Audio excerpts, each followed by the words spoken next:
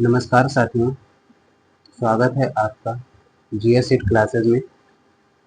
अगर आपका लक्ष्य UPSC, UPPCS, RO, ARO, SSC, railway या यूपी ट्रिपल एससी जैसी किसी भी कॉम्पिटिटिव एग्जाम्स की तैयारी का लक्ष्य रखे हैं, तो ये क्लास आपके लिए बहुत इम्पोर्टेंट होगी, जिसमें आज हम 22 अगस्त 2026 के बेहद इम्पोर्टेंट करंट अफेयर्स के क्वेश्चन डिस्कस करेंगे। तो ज़्यादा देर ना करते हुए चलेंगे अपने प्रश्नों की तरफ और देखेंगे कि आज के प्रश्न क्या हो सकते हैं। और ये वीडियो जो आज की है ये बेहद इम्पोर्टेंट होगी आप लोगों के लिए। तो चलते हैं अपने प्रश्नों की तरफ और देखते हैं आज का पहला प्रश्न। प्रश्न नंबर 1, हाल ही में मिर्जा फखरुल इस्लाम आलमगीर किस देश के राष्ट्रपति निर्वाचित हुए हैं? तो ये कहाँ के राष्ट्रपति निर्वाचित हुए हैं?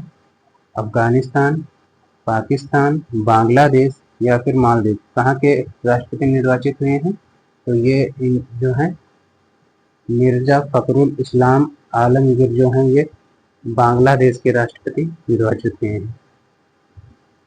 बांग्लादेश के राष्ट्रपति निर्वाचित हुए हैं, यानी ऑप्शन कौन सा सही हो जाएगा? ऑप्शन सी आपका राइट हो जाएगा। व्याख्या देखते हैं इसकी।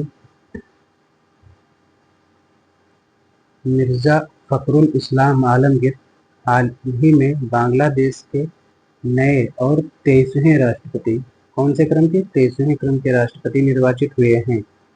इन्होंने चुनाव में छात्रों की तरफ से खड़े उम्मीदवार ओली अहमद को पराजित किया है।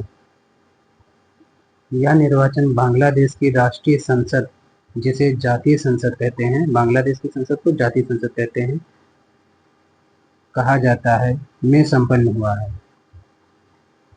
वर्तमान में बांग्लादेश के प्रधानमंत्री तारिक रहमान हैं। बांग्लादेश के प्रधानमंत्री तारिक रहमान जी हैं और भारत और बांग्लादेश के बीच तिस्ता नदी जल विवाद प्रमुख द्विपक्षीय मुद्दा है। भारत के 5 राज्यों की सीमा बांग्लादेश के साथ लगती है, जिसमें पश्चिम बंगाल, असम, मेघालय, त्रिपुरा और मिजोरम सीमा साझा करते हैं। और बांग्लादेश जो है वो भारत के साथ 4096 किलोमीटर की लंबी सीमा साझा करता है।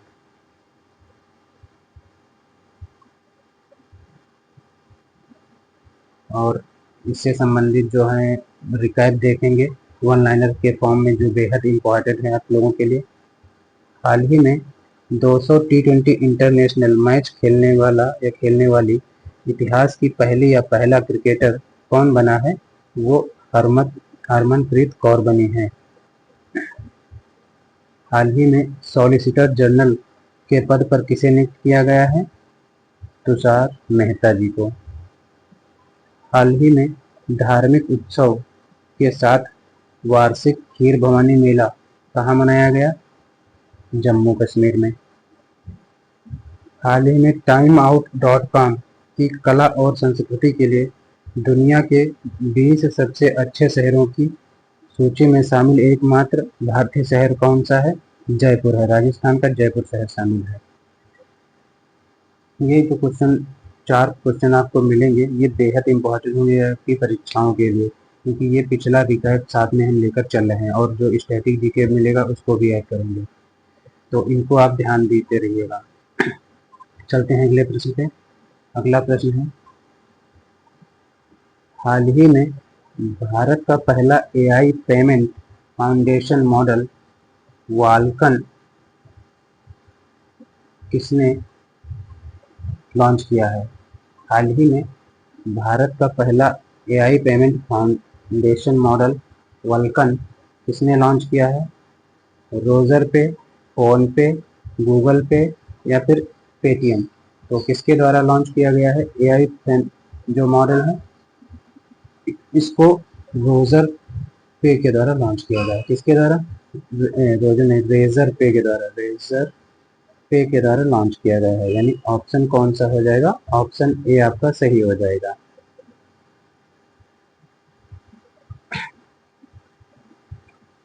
व्याख्या देखते हैं। फिनटेक कंपनी रेजर पे ने भारत का पहला ट्रांसफॉर्मर आधारित AI payment foundation model vulcan launch किया है। यह मॉडल भारत का पहला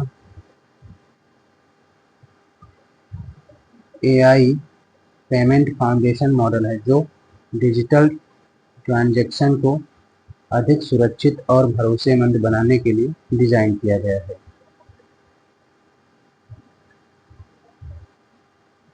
इसका मुख्य कार्य पेमेंट फेलियर की दरों को कम करना और धोखाधड़ी का तेजी से पता लगाना है। भारत में यूपीआई यूनिफाइड पेमेंट इंटरफेस का संचालन NPCI national payment corporation of India के द्वारा किया जाता है। अगले प्रश्न देख लेते हैं जो रिकैप होगा पिछला उनका। हाल ही में US world future skills index 2027 में भारत को कौन सा स्थान मिला है? तो इसमें भारत को 13वां स्थान प्राप्त हुआ है। ब्रिक्स स्पेस एजेंसियों के प्रमुखों की बैठक कहाँ हुई है? बेंगलुरु में। श्री अंबाबाई मंदिर विकास परियोजना कहाँ शुरू हुई है? महाराष्ट्र में। किस राज्य के क्रिकेट एसोसिएशन के अध्यक्ष हर्षवर्धन को यूके संसद में ग्लोबल प्रेस्टी अवार्ड मिला है? बिहार के। अगला प्रश्न है कि हाल ही में किस देश के सुमेर सिंह भाटी को मंगोलिया में रेंजलैंड रिस्टोरेशन अवार्ड रिस्टोरेशन अवार्ड 2026 से सम्मानित किया गया है? तो ये किस राज्य के रहने वाले हैं? उत्तर प्रदेश, राजस्थान, हरियाणा या गुजरात? कहाँ के रहने वाले हैं? तो ये आपके रहने वाले हैं राजस्थान के। कहाँ के? राजस्थान के रहने वाले हैं। राजस्थान के रहने वाले और राजस्थान में भी कहाँ के रहने वाले हैं? जैसलमेर के। जैसलमेर के रहने वाले हैं। चलते हैं इसकी व्याख्या की तरफ और व्याख्या देखते हैं। राजस्थान के जैसलमेर के प्रसिद्ध ऊंट पालक और ओरण बचाओ आंदोलन के सह संस्थापक सुमेर सिंह भाटी को उलान बटोर मंगोलिया में रेंजलैंड रेस्टोरेशन अवार्ड 2026 से सम्मानित किया गया है। यह सम्मान उन्हें मरुस्थलीकरण, डिजर्टिफिकेशन की रोकथाम और पवित्र ओरण यानी पवित्र देववन भूमि को बहाल करने के उनके उल्लेखनीय प्रयासों के लिए प्रदान किया गया है। संयुक्त राष्ट्र द्वारा वर्ष 2026 को रेंजलैंड और चारागाहों का अंतर्राष्ट्रीय वर्ष घोषित किया गया है। ये बेहद इंपॉर्टेंट पॉइंट हो जाएगा कि वर्ष 2026 को रेंजलैंड और चारागाहों का अंतर्राष्ट्रीय वर्ष घोषित किया गया है। मरुस्थलीकरण रोकथाम पर आयोजित संयुक्त राष्ट्र सम्मेलन COP17 का आयोजन भी मंगोलिया में हुआ है। लल्लन टॉप आज के देखते हैं जो रिकैप है आपका। भारत का पहला 3D printed artificial reef module कहाँ स्थापित हुआ है? तमिलनाडु में। दुनिया का तीसरा सबसे परिवार अनुकूल एयरपोर्ट कौन सा बना है? कैंपेगौड़ा इंटरनेशनल एयरपोर्ट बेंगलुरु का। हाल ही में टॉप 500 लिस्ट में दुनिया के सबसे तेज सुपर कंप्यूटर का खिताब किसने हासिल किया है? तो लायन साइन ने। कहाँ का है? चाइना का है, यानी चीन का है। हाल ही में कैलाश मानसरोवर यात्रा का पहला जत्था किस दर्रे से चीन में दाखिल हुआ है? नाथुला दर्रे से। चलते हैं अगले प्रश्न की तरफ। अगला प्रश्न है, हाल ही में केंद्र ने जम्मू कश्मीर हाई कोर्ट की नई बेंच कहाँ स्थापित करने की मंजूरी दी है? उधमपुर में, बारामूला में, लद्दाख में या फिर पुलवामा में? बताइए आंसर क्या होगा इसका। क्वेश्चन कह रहा है कि अभी हाल ही में केंद्र सरकार ने जम्मू कश्मीर हाई कोर्ट की नई बेंच स्थापित करने की मंजूरी कहाँ दी है? कहाँ मंजूरी दी है? तो ये मंजूरी आपकी लद्दाख में दी है। लद्दाख में स्थापित करने की मंजूरी दी है, यानी ऑप्शन सी आपका सही हो जाएगा। ऑप्शन सी राइट हो जाएगा, लद्दाख। चलते हैं व्याख्या की तरफ और देखते हैं क्या है व्याख्या। केंद्रीय कैबिनेट ने केंद्र शासित प्रदेश लद्दाख में जम्मू कश्मीर हाई कोर्ट की एक नई बेंच स्थापित करने को मंजूरी दे दी है। इसका उद्देश्य लद्दाख क्षेत्र के निवासियों के लिए न्यायालय तक पहुंच को सुगम और तीव्र बनाना है। जम्मू कश्मीर हाई कोर्ट की स्थापना 1928 में हुई थी और इसके पहले मुख्य न्यायाधीश लाला कंवर सेन थे। और लाला कंवर सेन इसके पहले न्यायाधीश थे और लद्दाख को 31 अक्टूबर 2019 को अलग कर एक केंद्र शासित प्रदेश बनाया गया था, जिसमें वर्तमान में 2 जिले लेह और कारगिल हैं। लद्दाख में कितने जिले हैं? 2 जिले हैं, एक तो लेह और दूसरा कारगिल है। और लद्दाख को केंद्र शासित प्रदेश का दर्जा कब मिला? 31 अक्टूबर 2019 को मिला। जम्मू कश्मीर हाई कोर्ट की स्थापना कब? 1928 में। जम्मू कश्मीर हाई कोर्ट के पहले मुख्य न्यायाधीश लाल कंवर सेन थे।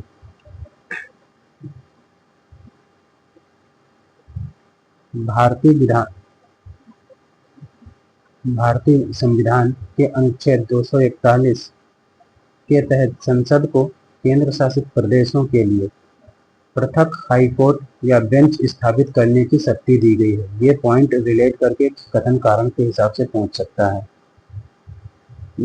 परीक्षाओं में। और भारत में कुल 25 हाई कोर्ट कार्यरत हैं वर्तमान में।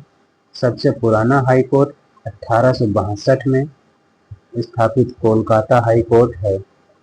सबसे नवीन high court Amaravati high court है, जो कि आंध्र प्रदेश में स्थित है।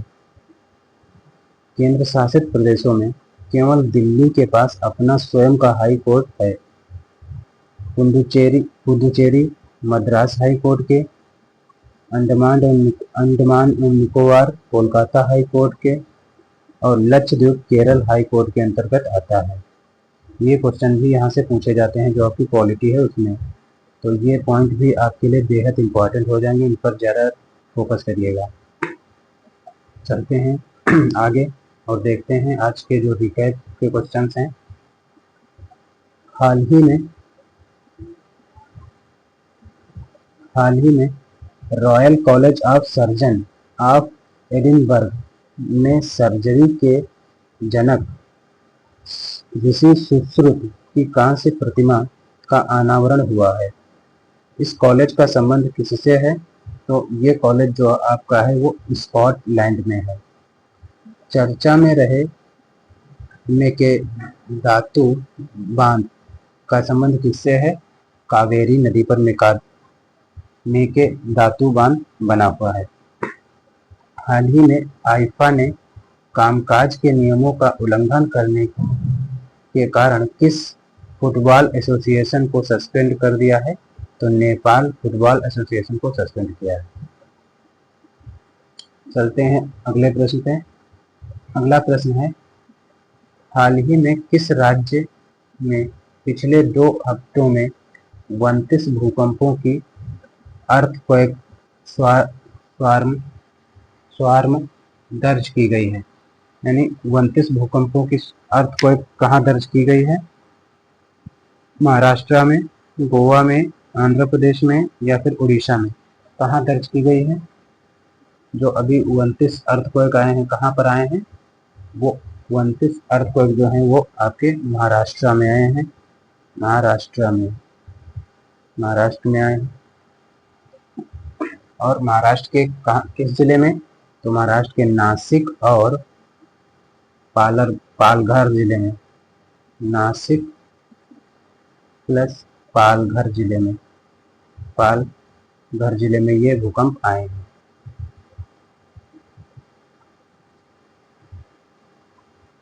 महाराष्ट्र के नासिक और पालघर जिलों में पिछले 2 हफ्तों में यानी 30 जुलाई से 14 अगस्त की अवधि में लगातार 29 छोटे भूकंपीय झटके दर्ज किए गए हैं, जिसे विज्ञान की भाषा में अर्थक्वेक स्वार्म कहा जाता है। अर्थक्वेक स्वार्म छोटे भूकंपों की एक ऐसी श्रृंखला होती है जो किसी एक मुख्य बड़े झटके के बिना लगातार थोड़े थोड़े अंतराल पर एक ही क्षेत्र में आते हैं।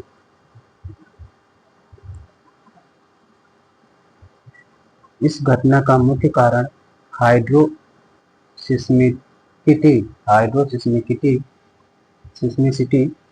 हाइड्रोसिस्मिसिटी है। मानसून के दौरान बेसाल्ट चट्टानों की दरारों में पानी गहराई तक भरने से अंदर दबाव बढ़ जाता है, जिससे यह भूकंप आते हैं। दक्कन के पठार की बेसाल्ट चट्टानों के अपरदन से काली मिट्टी का निर्माण होता है, जो कपास की खेती के लिए अत्यंत उपयुक्त है। यह भूकंप प्रभावित क्षेत्र सिस्मिक जोन थर्ड के अंतर्गत आता है, जो मध्यम कंपन वाले क्षेत्र को दर्शाता है। आगे चलते हैं और रिकैप देखते हैं। हाल ही में आपातकाल के दौरान पीड़ित लोगों को श्रद्धांजलि देने के लिए संविधान हत्या दिवस कब मनाया गया? तो संविधान हत्या दिवस 25 जून को। चर्चा में रही भारतीय पहल का संबंध किससे है? तो भारतीय पहल का संबंध कृषि निर्यात से है। हाल ही में भारत के इंटरनेशनल बिग कैट अलायंस में 27वें सदस्य के तौर पर कौन सा देश शामिल हुआ है? तो बांग्लादेश शामिल हुआ है। चलते हैं अगले प्रश्न पे।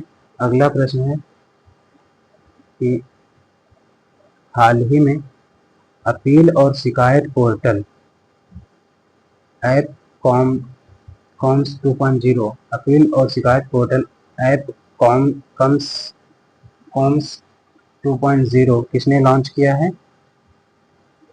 केंद्रीय सतर्कता आयोग ने, केंद्रीय सूचना आयोग, केंद्रीय अन्वेषण ब्यूरो, राष्ट्रीय महिला आयोग। तो जो है अपील और शिकायत पोर्टल किसके द्वारा लॉन्च किया गया है? तो ये पोर्टल जो है आपका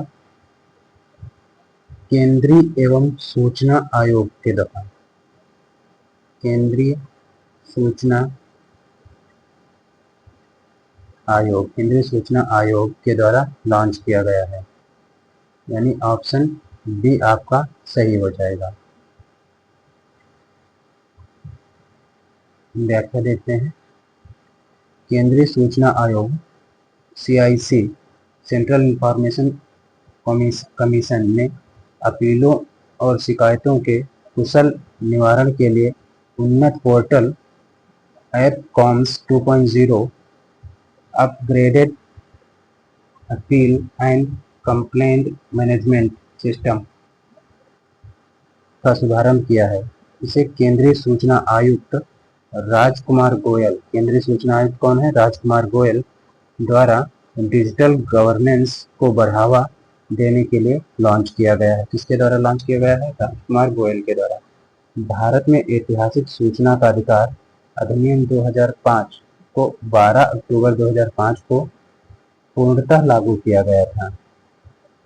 केंद्रीय सतर्कता आयोग CBC की स्थापना संथानम समिति की सिफारिश पर की गई थी और राष्ट्रीय महिला आयोग द्वारा महिलाओं के डिजिटल सशक्तिकरण और सुरक्षा को बढ़ावा देने के लिए जालंधर पंजाब में यशोदा एआई पहल की शुरुआत भी की गई है। आगे चलते हैं और आगे देखते हैं रिकैप जो है। हाल ही में अबी अहमद ने लगातार दूसरी बार किस देश के प्रधानमंत्री पद का चुनाव जीता है? इथियोपिया का। भारत ने ऑपरेशन मिस्ताद के तहत किस देश को मानवीय सहायता भेजी है? वेनेजुएला को।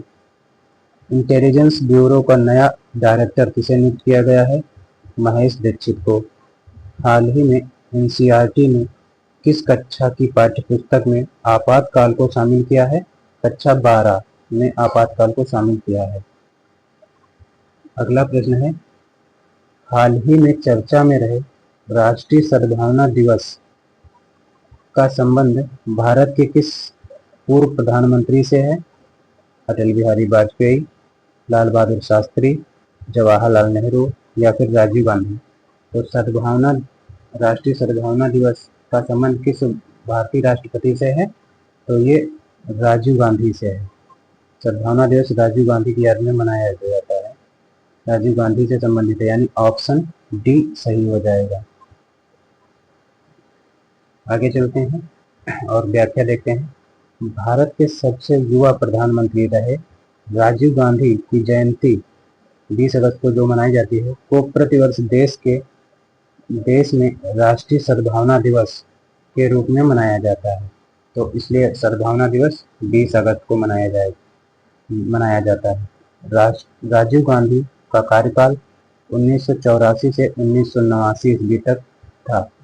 वर्ष 1991 में उनकी दुखद हत्या के उपरांत वर्ष 1992 में राष्ट्रीय सद्भावना दिवस की शुरुआत की गई थी।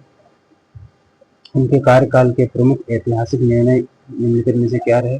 उनके कार्यकाल में नई शिक्षा नीति के तहत वर्ष 1986 में जवाहर नवोदय विद्यालय की स्थापना की गई और 52वें संविधान संशोधन 1985 के तहत संविधान में 10वीं अनुसूची जोड़ी गई जो कि दलबदल विरोधी कानून से संबंधित है और 61वां संविधान संशोधन जो 1988 में आया और जिसे 1989 में लागू किया गया, इसके द्वारा मतदान की आयु को 21 वर्ष से घटाकर 18 वर्ष किया गया था।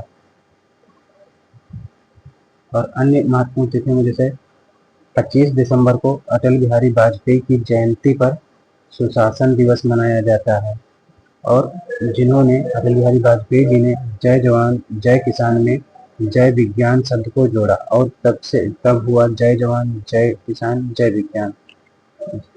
14 नवंबर को जवाहरलाल नेहरू की जयंती पर बाल दिवस मनाया जाता है।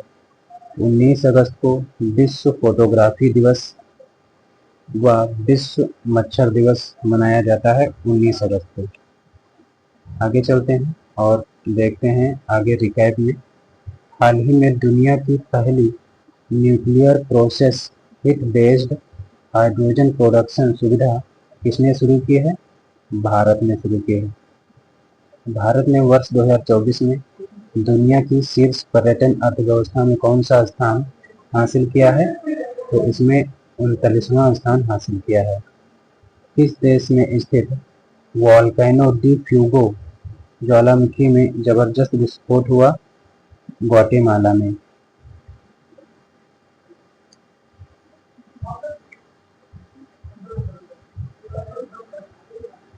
अगला प्रश्न है, हाल ही में नीचे वाला एक क्वेश्चन छूट गया जिसका आंसर नहीं है। इसमें कहा गया है कि हाल ही में भारत को हूरन ग्लोबल यूनिकॉर्न इंडेक्स 2026 में कौन सा स्थान मिला है? तो हूरन ग्लोबल इंडेक्स में भारत को कौन सा स्थान मिला है? तो इसमें भारत को जो है वो तीसरा स्थान मिला है, 3rd स्थान मिला है भारत को।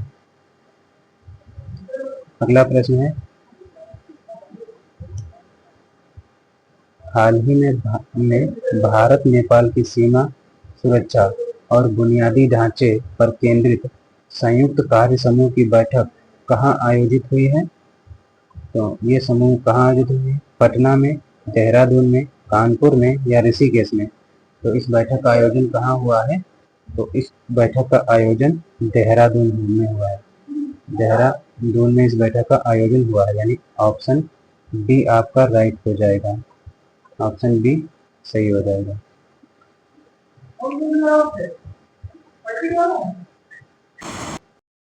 व्याख्या देखते हैं।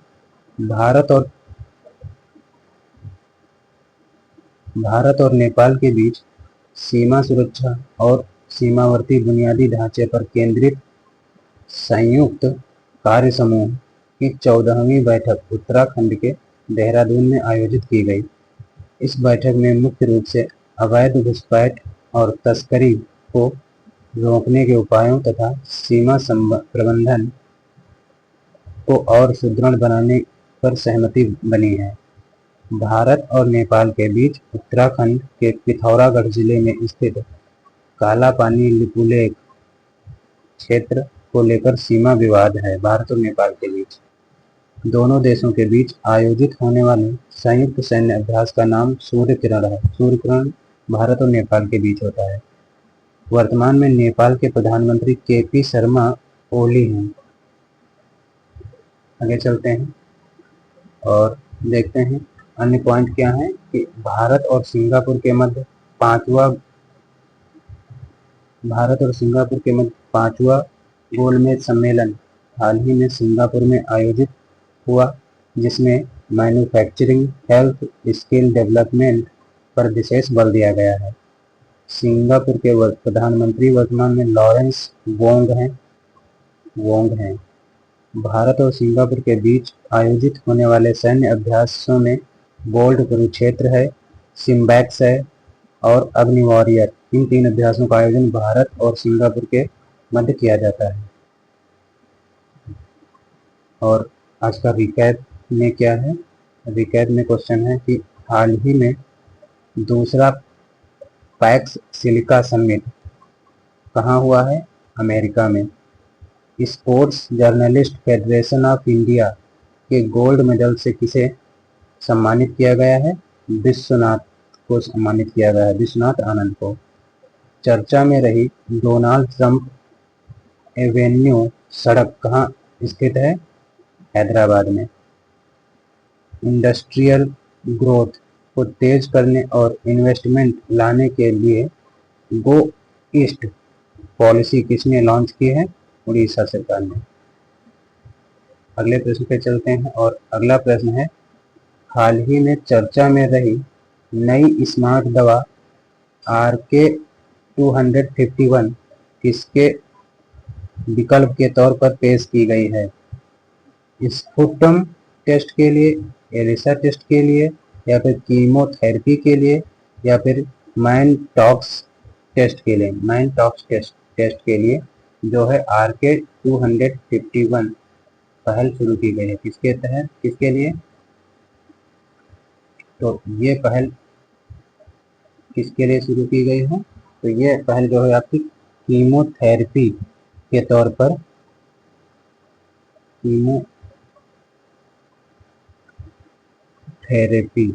तौर पर विकसित की गई है, यानी ऑप्शन सी आपका सही हो जाएगा।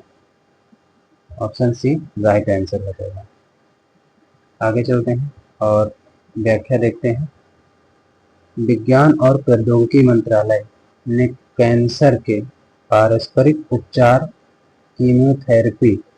कीमोथेरेपी के सुरक्षित और स्मार्ट विकल्प के रूप में नई दवा RK-251 को लॉन्च किया है।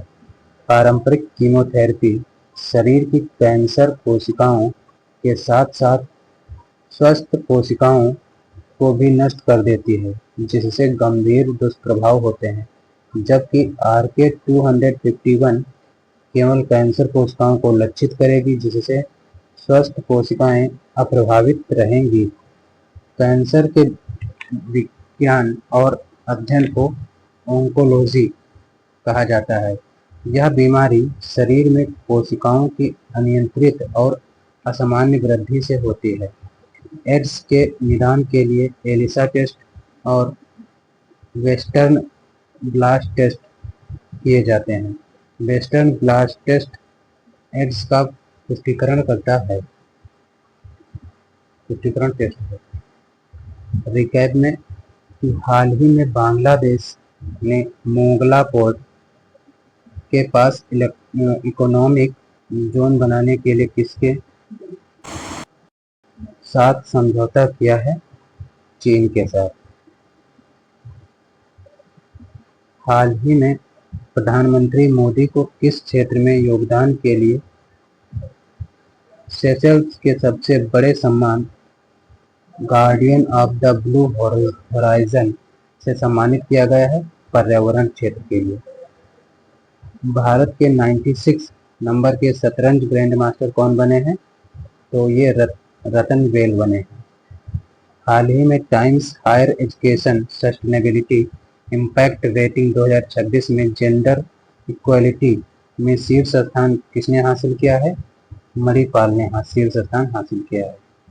मणिपुर में होगा, मणिपाल में।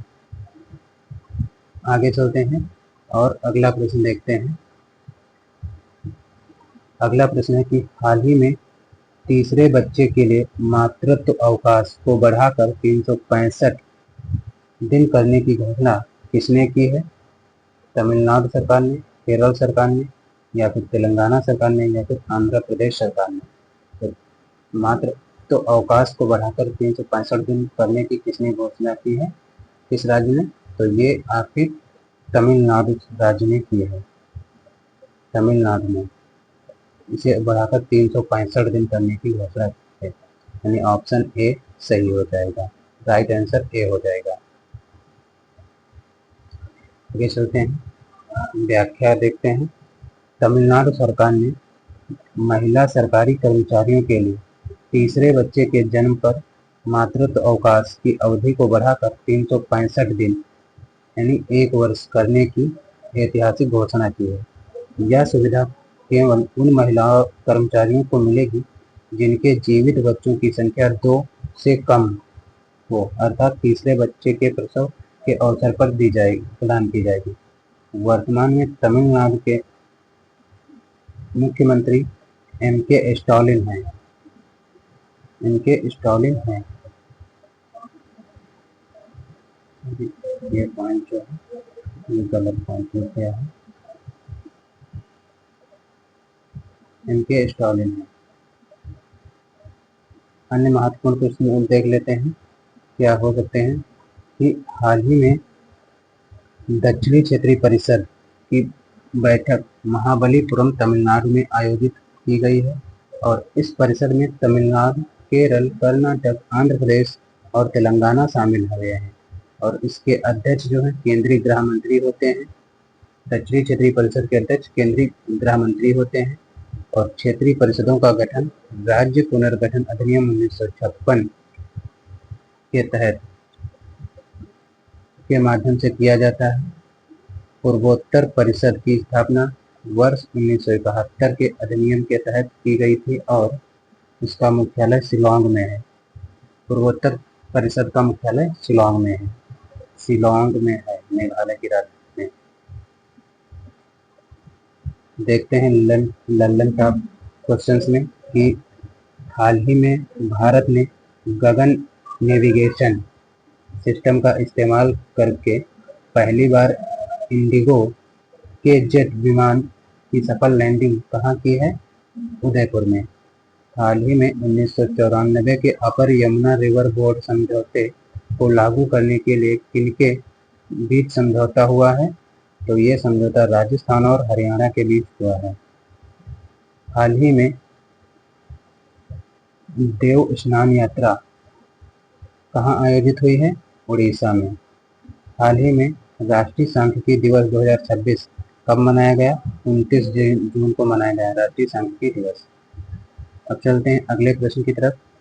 तो ये आपका आज का अंतिम प्रश्न था। तो आज के लिए बस इतना ही। ये आपके 10 जो प्रश्न थे उनको हमने डिस्कस किया।